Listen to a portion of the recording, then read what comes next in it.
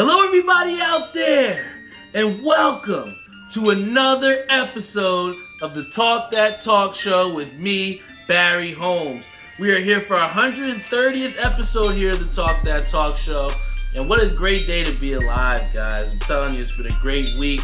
I've had a lot of positive things happen. I know it's starting to sound redundant, but you know, when you're putting in the hard work and when you're getting the results that you're trying to strive for, I'm telling you, man, it's the most empowering thing in the world. And I remember in the PD that we had earlier on in this week,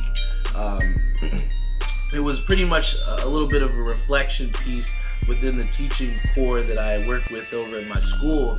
And at first, throughout the PD, we're saying that it's pretty boring and, you're just trying to fight through it, keep your eyes open. But there was one exercise that we did, which was a read-along of like a children's book.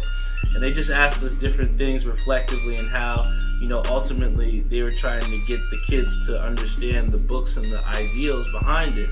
So we, acted as kids and, answered the questions as far as the prompts that the teachers had put for us in the PD. And the book pretty much stemmed around this little boy that was scared to go off the diving board, and, in his own time, he jumped off. And, one of the things that I had talked about and why they had asked, reflectively what I took from it, it was on the last page of that book when, the kid finally jumps in. And, afterwards, on the last page, he says, "Now I'm ready for like the double backflip." And, what I equated that to, even though it's just a children's book and a PD for a class, for, the school that I work at, I took that in terms of like, what we always talk about in terms of accomplishing your goals and setting different goals. One of the things that, people tend to do when they accomplish certain goals is they tend to get complacent.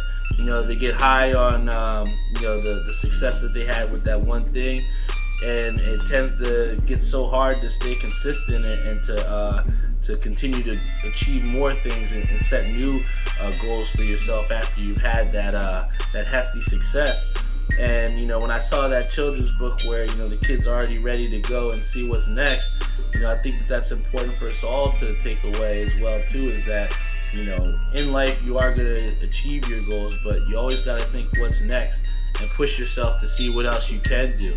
Shout out to my boy Bobby Owens, Carl Samuels, Kevin Blue on our Instagram Live, Uncle Mickey on the Facebook Live. And, it's funny, me and Uncle Mickey and my pops were talking about this at the bar after bowling one night. We were saying, who do we think's going to win the World Series, and who do we want to win the World Series? And I knew personally it was tough because you don't want to root for cheaters in the Astros, and I'm definitely not rooting for the Braves as a diehard Mets fan. So it's one of those things where it's like the lesser of two evils. But I am happy that the Atlanta Braves did win and not a cheating franchise like the Houston Astros, because at the end of the day, the Braves have had a long drought. They've had rich history, and I am happy for their genuine fan base. When you see a Braves fan just like Bobby Owens, they are diehard Braves fans. And going back to the days of Chipper Jones, where he names his daughter Shay because of the relations between the Mets and the Braves and just how intense that rivalry was. I think that it speaks to all those years where they were good and when they did win the division, and just haven't done anything with in the postseason. So I am happy for those diehard Braves fans. I am also happy for Freddie Freeman, because the man can absolutely rake. And, it's so hard to win the World Series, and we've seen it where the Royals won the World Series, and that team hasn't been back to the postseason for success really since then. So, it's really hard to maintain success in baseball, and, to see the dominance that the Braves have had over the past couple of years and decades before that, I am happy for their success. But, damn it, it's time for our Mets to win one. And, I think one of the things that came out as a report, beyond just the actual play of that Mets team on the field, but I don't know if those true Mets fans remember, or people do in the metropolitan area, but way back in, I'd say, midsummer, there was an altercation in the dugout between Francisco Lindor and McNeil, and I think the radio crew and the TV crew caught glimpses of it where everybody kind of ran into the tunnel, and you could see that there was something really important happening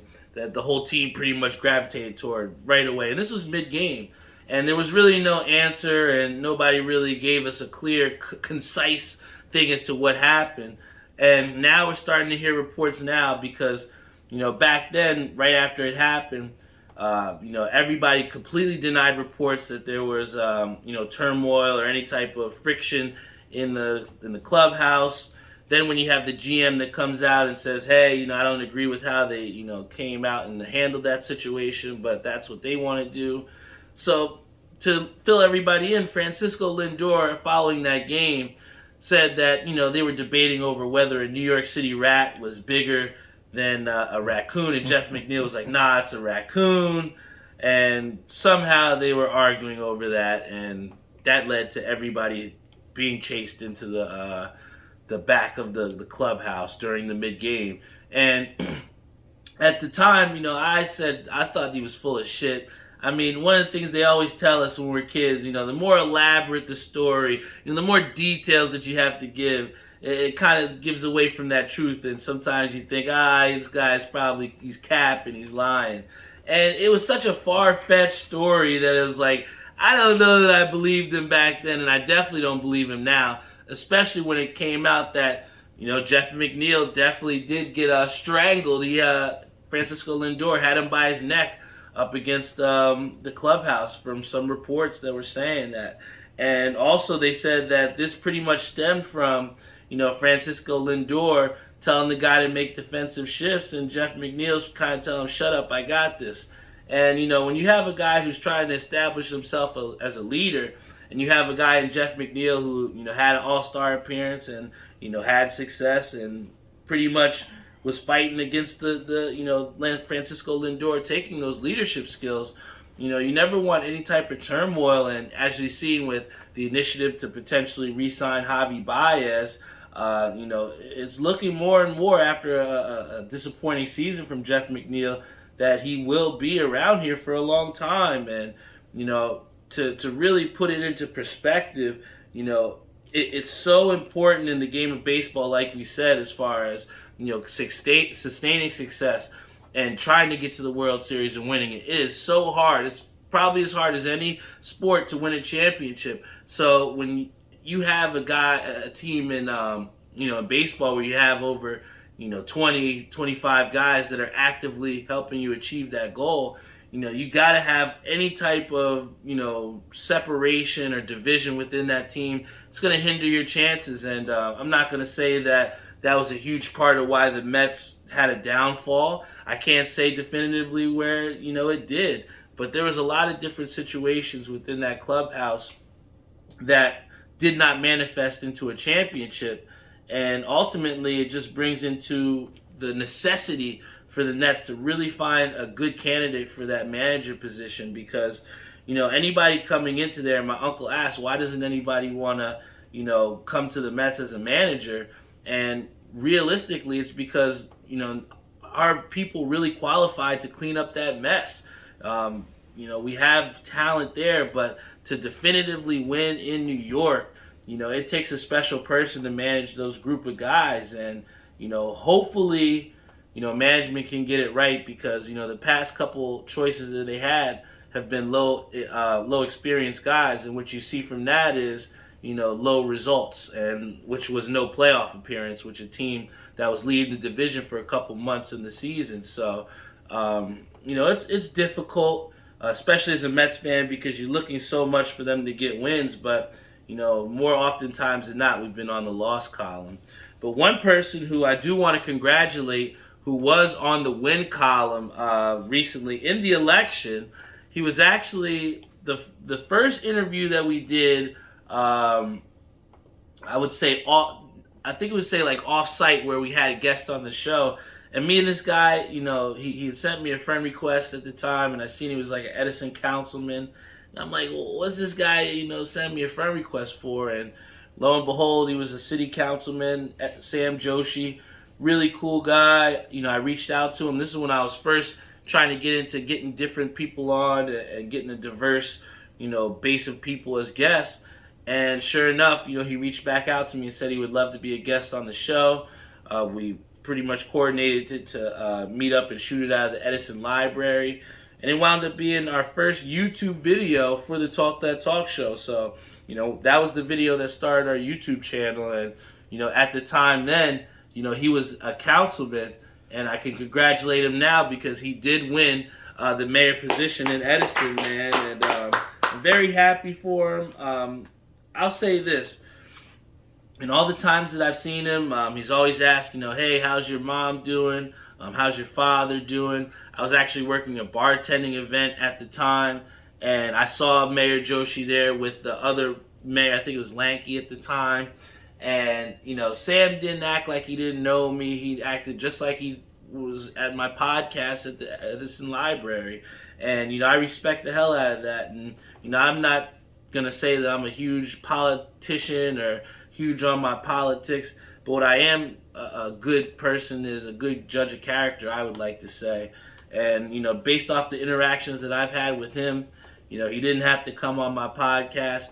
I wholeheartedly am happy that he did win the mayor, and hopefully we'll have him on on the show again too. I fully believe that, if he is who he says he was, then why wouldn't he come back on this show? So big shout out to him, Sam Joshi, our new mayor. And hopefully, he does do some of the things that he says that he wants to do. And I just want to talk again about just the depth of the variety of guests that we've had on this show. I mean, you've had a fashion designer, you've had a mayor, different people within my life that have done influential things. We've had a college basketball player on here. Like I said, you're never going to know what you want. And, plenty of people have always come up to me and said, hey, I want to be on the show. And, I'd love to be on the show. I think I have a lot of great things to add. But, I definitely wanted to lay out some of the criteria for if you are looking to be here on the show and what it is that we're looking for from you. And, the first question is, what can you bring to the show? I think that most people that, come here and have success as a guest on the show are people that aren't afraid to be themselves. They're passionate about certain things. And, I think that, those are, kind of those key points that you can, really hit on if you really want to be a guest on the show. We have Theo who says, I appreciate you having me on the show.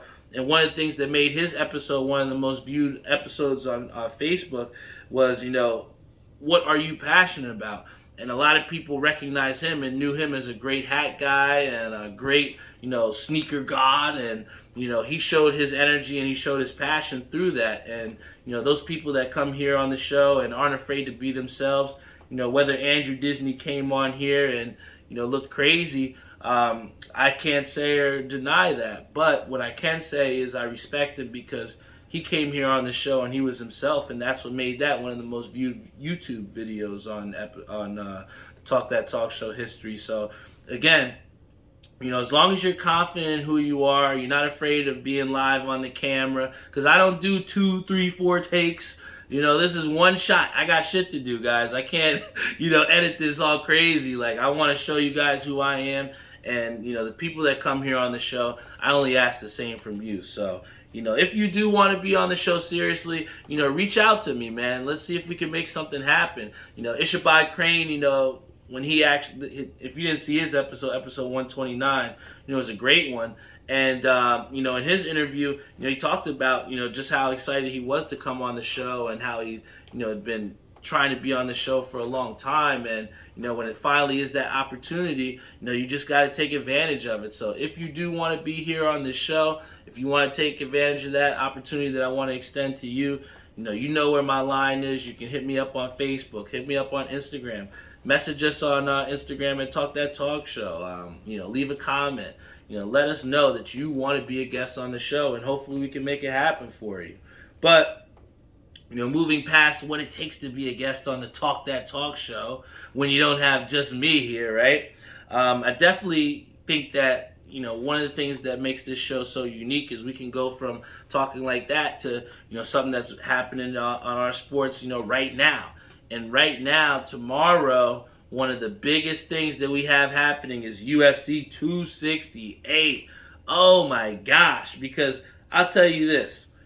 Anytime you have something in the garden, I'm going to look and I'm going to be like, yo, let me see, what it's looking like, because, there's nothing like sports in the garden. I don't know how many times I can say it, but, UFC 268 will be in Madison Square Garden just for shiggles. I was like, let me see how much the tickets were. And 2 tickets in Madison Square Garden, the cheapest that you can find for UFC 268 is 2 tickets for $744.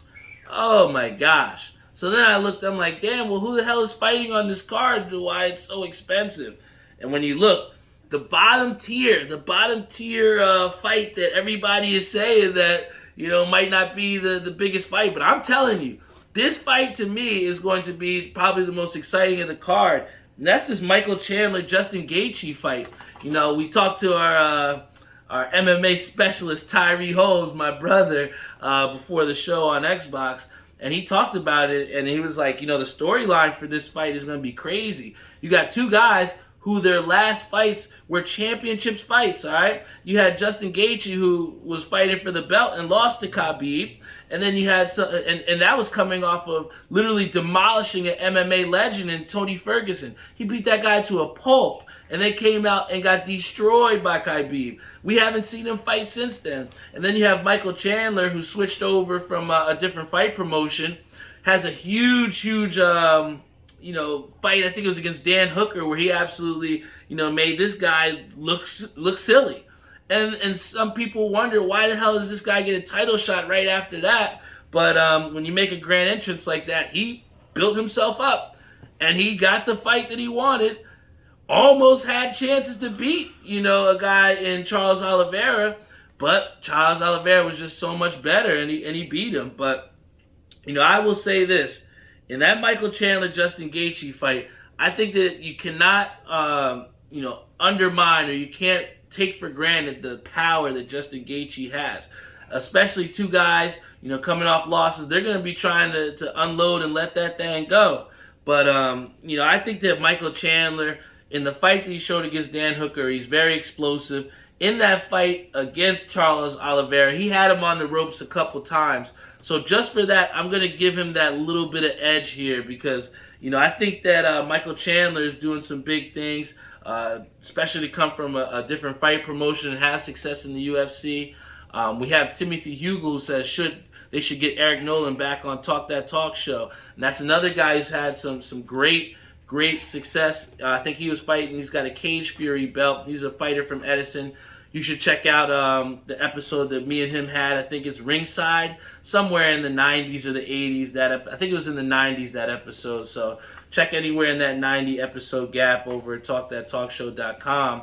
And you'll be able to find that. Eric Nolan put on a great interview and talked to us a little bit about, just what it takes to be an MMA fighter, man. And, I actually had the opportunity of sponsoring his friend John Leonardo, and he's going to be boxing in Robert Treat Hotel in Newark in this month, at the end of the month. And it was so dope because, at the beginning of the show, I talk about, having sponsors and people that sponsor the show, to then have an opportunity where I was able to sponsor a local fighter and, have my brand on the back of his fight shirt. That's incredible. And, those are types of opportunities that I'm trying to make and trying to look forward. And, just like I talked about at the beginning of the show about how that kid in that book, the children's book in our professional development, pretty much said right after he jumped in, he's like, oh man, now that I've, overcome my fear, now I'm about to, do the double backflip. And I think for me in the show is like constantly trying to find different ways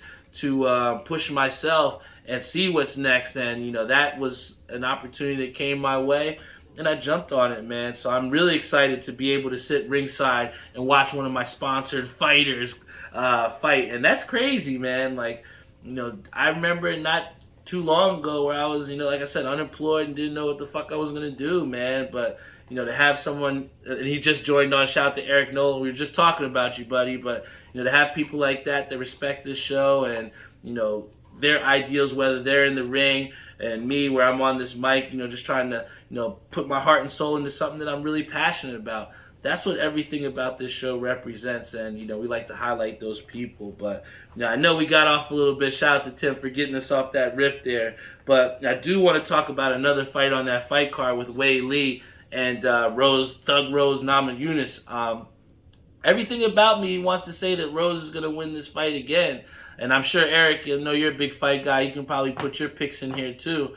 But I definitely think that Wei Lee is going to... I think he's gonna do some. She's gonna get her revenge, because I think it was just such a freak kick that knocked her out.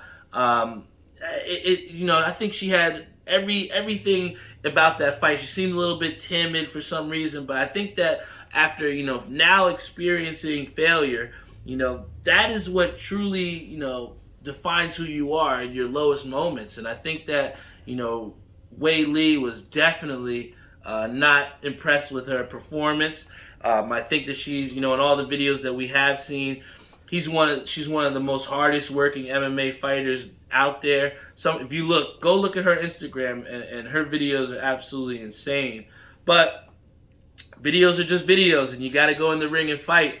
And if I had to give it to her, I'm going to give that edge to Wei Lee. I think that she's going to come out here and take what's rightfully hers from Thug Rose. I think that was a tough one. And it's crazy. We have Eric Nolan here, who agrees with me with the Michael Chandler pick. I think Michael Chandler's going to win. He also says Wei Lee. But here's where me and him are going to have our little bit of rift here. He has taken the Trump-supporting Kobe Covington. Nothing wrong with that, But what I will say is this. I like my boy Kamaru Usman. I think Kamaru Usman has shown time in and time again that he is on a level of his own. It's especially in that welterweight division. He's pretty much cleaned out every single guy there.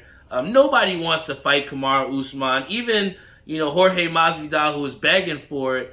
He showed some sweet justice with that right hand, and Kamaru was the first to finish the unfinishable Jorge Masvidal. And that welterweight division, especially now that a lot of the greats are starting to step away, who do you think can really go up against a Kamaru Usman? So I definitely do think that Usman's going to come out and be and still champion. We got my boy Louis Garrett, who said he's going with Thug Rose. Hey, that's not a bad call, Lou. Thug Rose, she's the defending champion. I want to see, and there was reports beforehand saying about how she didn't want that fight initially. She wasn't ready. We saw how she got dropped on her head by Jessica Andrade before. It's happened. Anybody can get beat in the ring. But what I do think is that, someone that has had the time to lick their wounds, to feel, the pain, you just can't, how could I say? You just can't count out the heart of a champion. And I think that deep inside there, Wei Lee does have a heart of a champion. And Lou said she did finish Wei Lee. But, it was one of those things where it was a tough one. You can't say that she didn't go out there and win that. But let's just see what happens in the second fight. Eric Nolan says, love Usman, just think Covington had more time to prepare for specifically Usman. And that makes all the difference, man. When you have, I'm sure, Eric, when you're preparing for your fights, it makes all the difference when you can have people in your camp that can go out there and emulate the things that the person that you're fighting does best. And, when you have a full time to prepare for camp, normally you can put your best foot forward, except if you're Paulo Costa, right? But I tell you this, man. It's going to be a great, great card, regardless of who's fights. But what I do want to say is, if we are able to give Michael Chandler the championship, title shot that he just got before with Charles Oliveira after beating a guy in Dan Hooker, why not give a guy like Chimaev, Kazmat, I think his name Kazmat Chimaev or whatever. If you saw him in Fight Night, man, was the last UFC card that they had. This man was playing with his food, man. I'm telling you.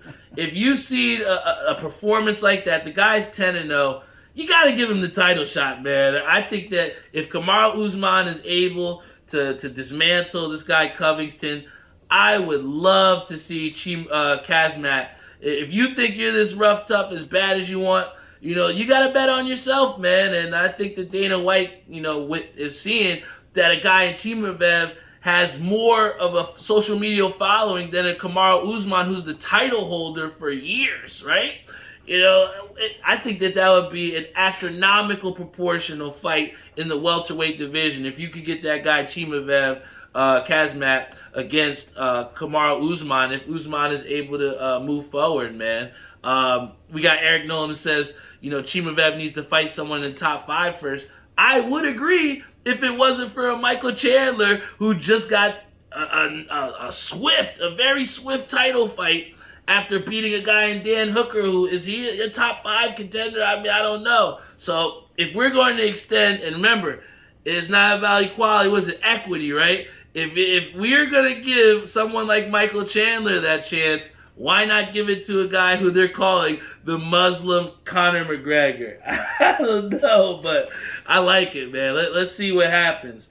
Then we have, on other news in the NFL, we got OBJ, who just got released by the Cleveland Browns, and this was, very soon after his father makes the comments saying about how, hey, Baker Mayfield has missed my son how many times, right? And we've seen it. I saw the video. We've all seen it from Baker Mayfield. He's seen Odell Beckham open and just hasn't thrown it to him, or hasn't put a throw on him that, is the best. And sometimes, it's important to say things that are true like that. But what I will say is this. There's a certain level of professionalism that you need to have, especially when you're, playing in the NFL. And we just talked about before in baseball how important it is to not have division within the team. The same can go for in the NFL, man. I tell you what, it's a tough road, especially when you have that person and your father who could be a polarizing figure in social media and goes out and outright blasts the quarterback, right? It's tough to then come back to the locker room, man. How can you go back and fight with these guys when pretty much your father's saying he doesn't want you to fight for these guys? And it's tough, man. And that's why it's so important to, when you have, those family members, you have those people around you that are closest, you got to let them know, when it's time to get professional, you got to stay out of the business, because if, say for example, say Odell's father doesn't say those things, does he then still stay on this the Browns? I think that when he initially left the New York Giants, part of the reason why and this isn't anything new. Everybody's always said that Odell's been a distraction since he was kicking football nets in New York. Kicking the kickers' nets and doing crazy stuff like he did before. But the problem was when you have somebody that had such a high production level as an OBJ, that distraction seems a little bit more muted, right? But now where you have an OBJ who's having his father come out and say these things, and he isn't exactly doing his best or putting out the best, and he's been dealing with injuries like the way he has, it's a little bit difficult, man. And, I think that ultimately the underlying factor here is that Odell Beckham Jr. has not been as productive as he should be. Has the quarterback play been stellar? Probably not. But, you're still in charge of your own health and, making sure you're going to be ready for whatever opportunities come your way.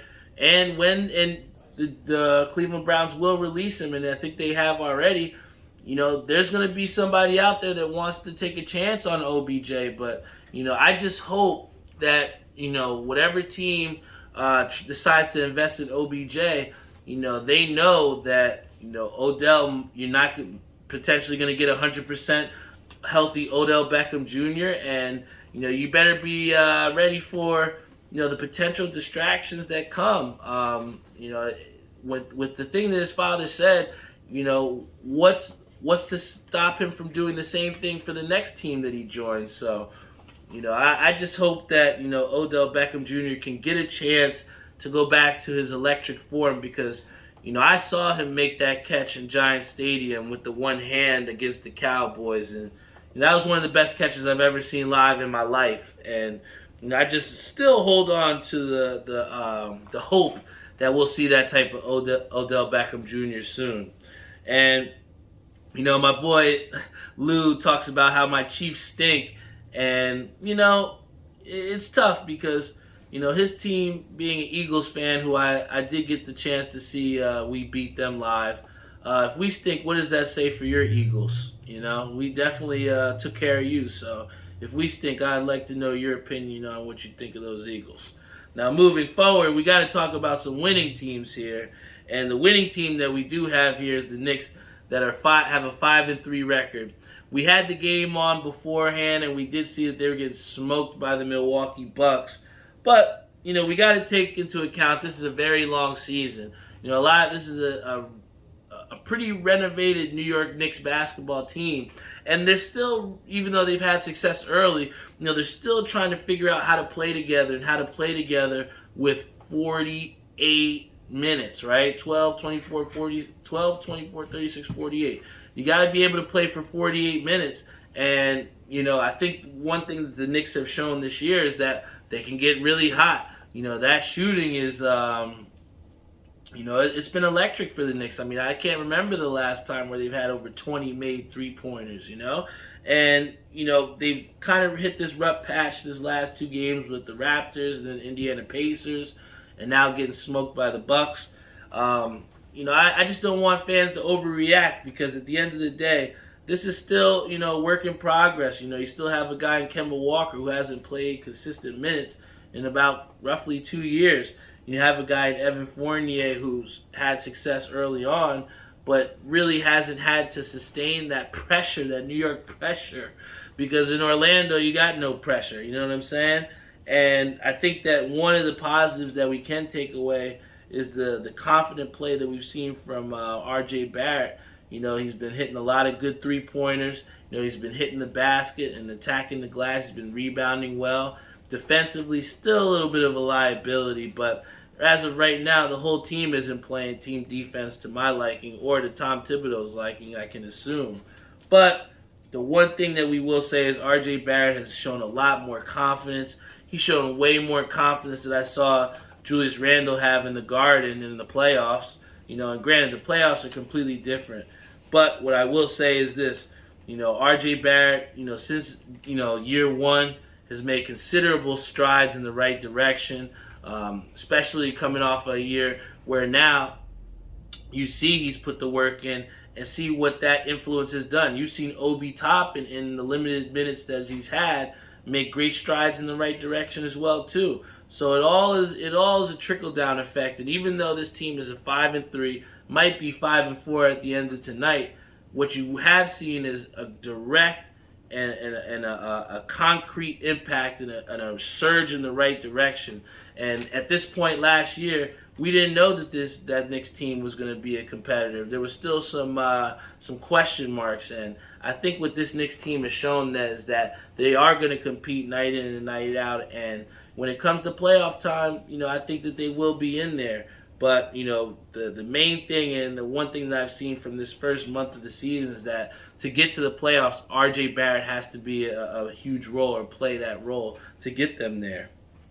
And, I would love to talk about the Knicks all the time, that. But I do have to talk about some of my hat pickups that I've had this past week. And yes, Lou, it's all love, man. But, I got to give you the talk right back. Maybe, you ain't never afraid, so I got to give it to you too. Pause. But we got my boy Timmy Hugel here. Says, definitely don't stink, but having an off season for sure. Only to beat the Giants by 3 was insane. Yeah, man, I told my boy Jeff, I was like, yo, I'm a little bit more concerned than I am relieved after that win. But, hey, a win's a win, and, we should have definitely smashed the Giants. But, hey, a win's a win.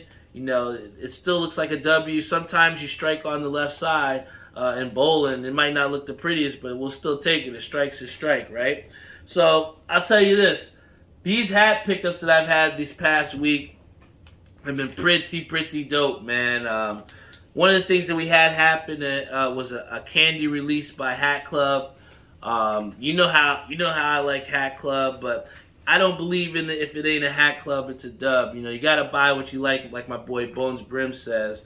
But, right now I do have my Mets ECAP City hat on here. It's got the red undervisor, red logo, white two-tone. Shout out to my boy Kenny Lou. He's really got me on this two-tone wave. But, these two hats were from the candy pack from Hat Club. Came with this really dope candy pin here. Got that sweet tooth type look to it. And I'm going to show you guys the two from my pack that I really like. That I probably won't be reselling. But this one right here, we got the Skittles Seattle Mariners. And it is literally, it looks like a direct, model, mold of the Skittles, man. Especially with that S. It really makes it pop, especially with the green undervisor, guys. I'm telling you, man. This one right here was a sleeper from that candy pack. Because when I think about in terms of, how well you did a release or how well you did a match, you got to put into perspective just how well those colors mesh and blend. And I really like that Skittles. I think it definitely did a good job with that match. But that one to me wasn't the best one. This right here, and the fact that they did it with a minor league team was absolutely incredible. Here we got the the Rochester Red Wings, and they got the Reese's Pieces. So we got the brown undervisor, and we got the, I think it's the 20th season patch here.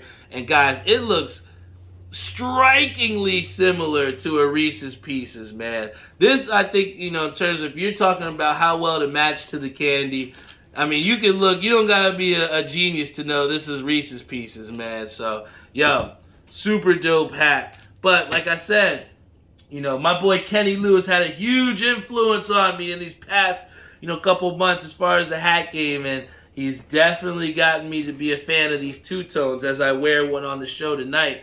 So I'm going to show you guys 3 of the two-tones that I got that I really, really enjoyed and have been a little bit of an ode to my boy Kenny Lou. I'll keep it on the Hat Club wave because we were just doing it, talking about Hat Club. But one of the things that they had just released was a fall collection of the cool fashion. Before they did the crossovers with the NHL to the MLB. But first, before I reveal this hat, I want to give a shout out to the real OG, my boy Goose, my boy Cool Pack over at ECAP City, because we had a great conversation this past Thursday, and he's been schooling me on the game for a long time now.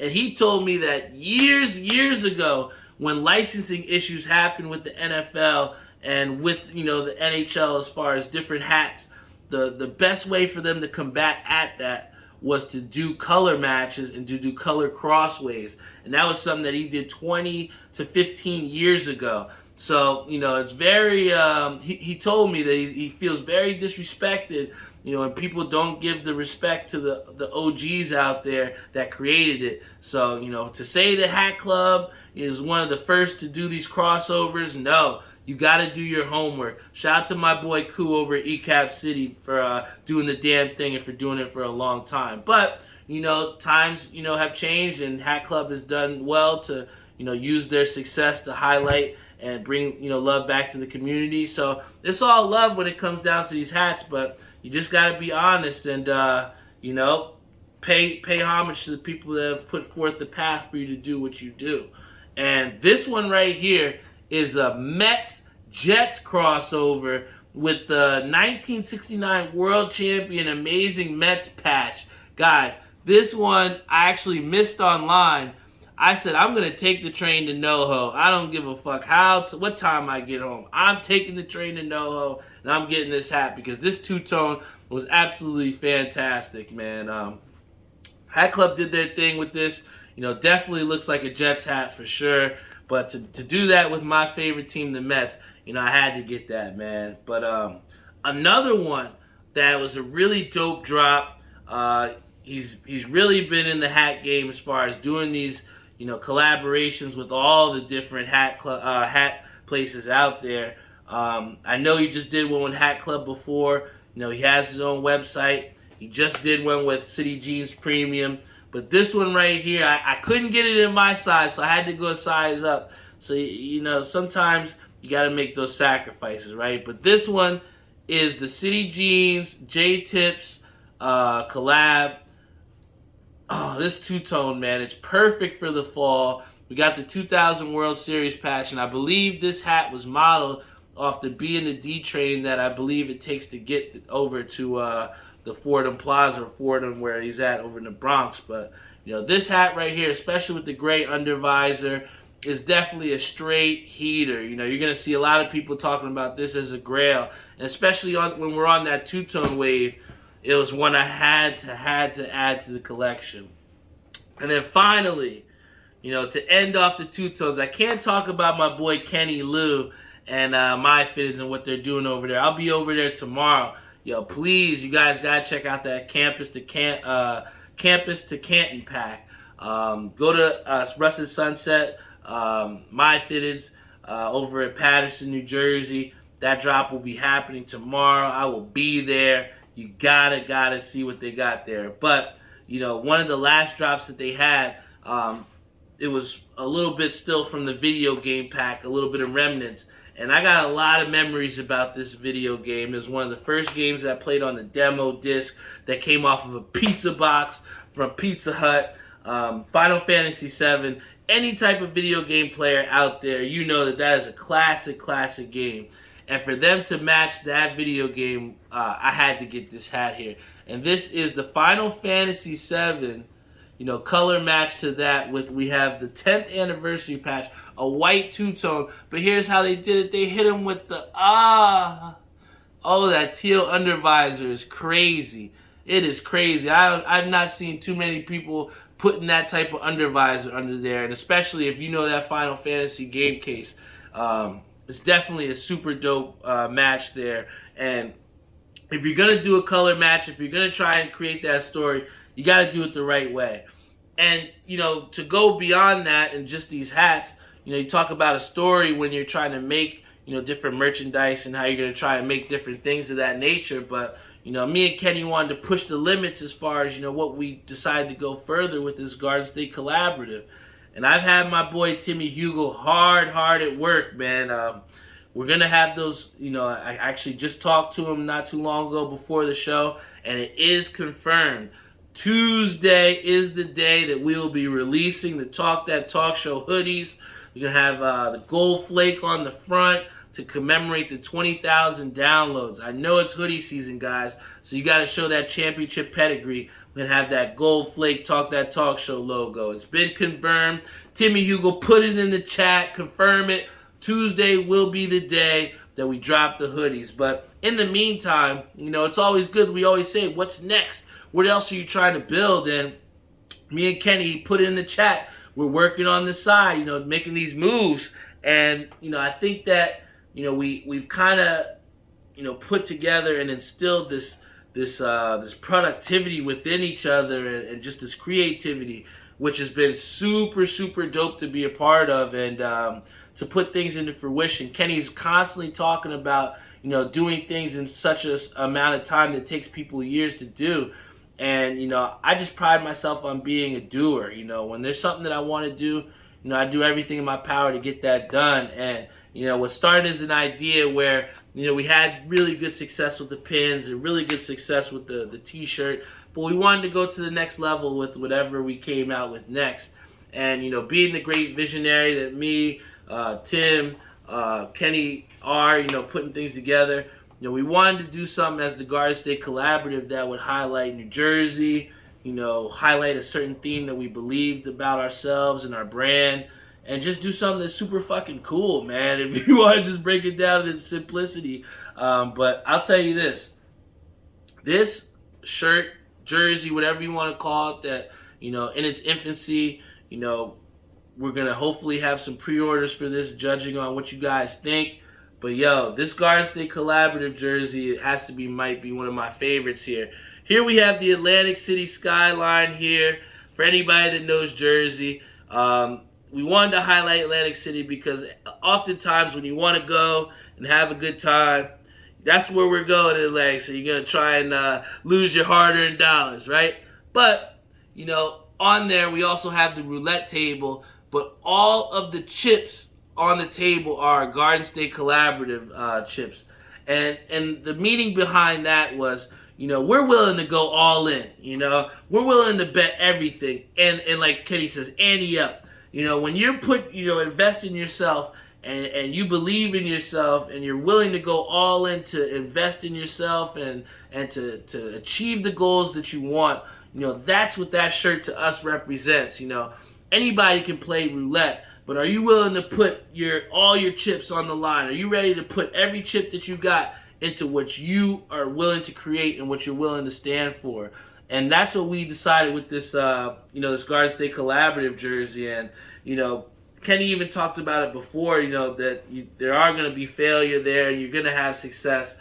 But the main thing is to at least try it and to get it done. And for us to have, this jersey, which also has the Talk That Talk Show logo on the right here, super duper fire, guys. Got the Talk That Talk Show logo on the sleeve. And then to have the Catmaster B logo on the other sleeve. You guys know how we do. And then also having our names on the back. I got my Catmaster B name on the back. Kenny Lou has his name. Guys, this release for the Garden State Collaborative, I'm just so excited about because, not only are we having a hoodie release happen next Tuesday, but also to have a release with another brand that I've just created as well, too, with my buddy. It means all the world, and it also speaks to, like I said at the beginning, about, that piece that we had to read in the PD as far as, the boy who just jumps in and just gets out of, jumping off the diving board when he's been scared shitless to do it. The first thing he's thinking is about doing a double backflip next.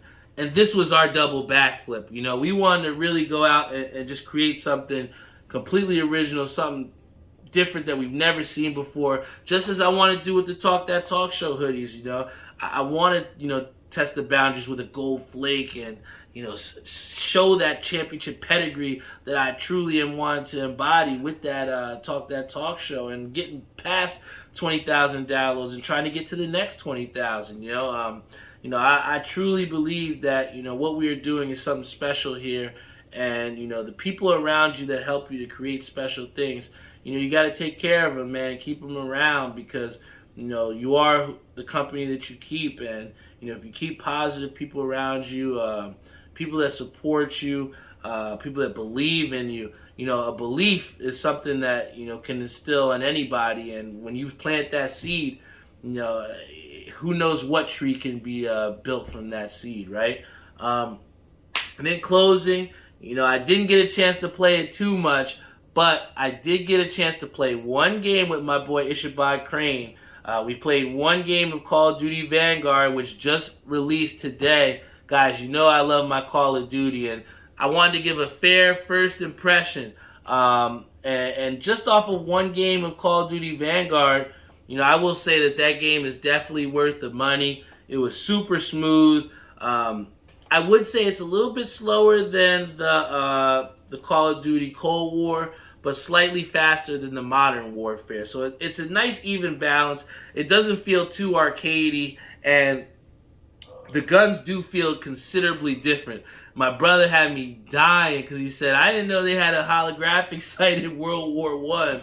So maybe they didn't stay true to the timelines too well. But the one thing that does entice me is that they have 20 different multiplayer maps.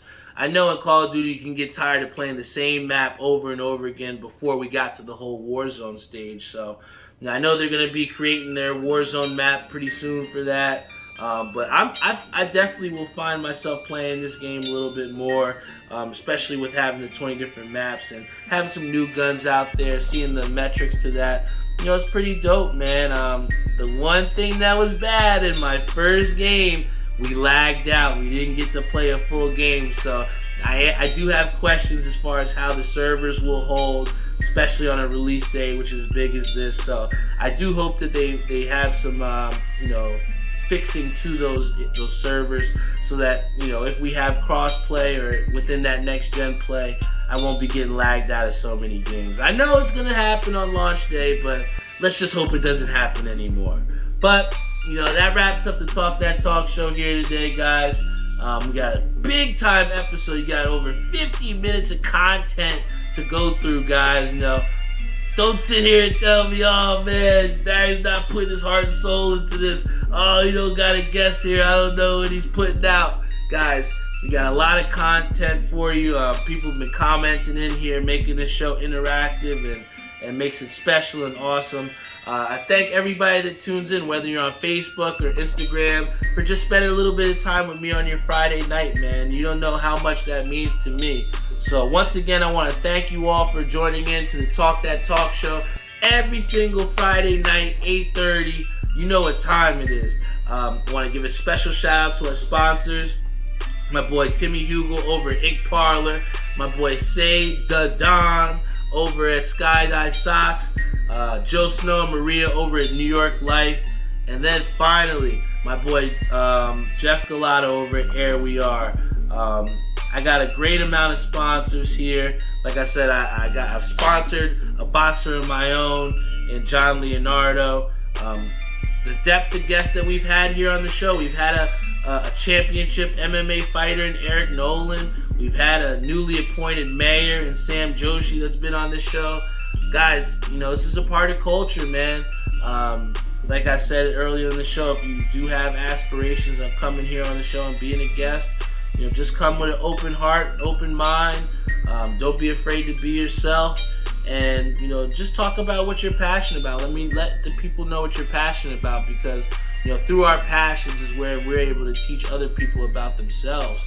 So, as long as you stay positive and stay passionate, great things will happen. So, once again, I appreciate you all for coming here on the Talk That Talk show. I love you all. I'll be at MyFitteds tomorrow with my boy Kenny Lou, checking out the Campus to Canton pack. Yo, there's a lot of heat coming on the Hat Waves, guys, and a lot of heat coming from these airwaves on the Talk That Talk show. I appreciate every single one of you on Facebook and Instagram Live. I appreciate the people that tune in on our TalkThatTalkshow.com website. I appreciate the people that post their pictures on Instagram and post their stories on Facebook and their merchandise. It means the world to me, guys. And, you can't fake hundreds of people rocking this merchandise. You can't fake that shit, man. And all you can do is just embrace the power that it comes behind it. And that's what galvanizes me and propels me forward to continue to push out new merchandise and give you guys consistent episodes of the Talk That Talk show every single week. I love you all, and I'll see you next week.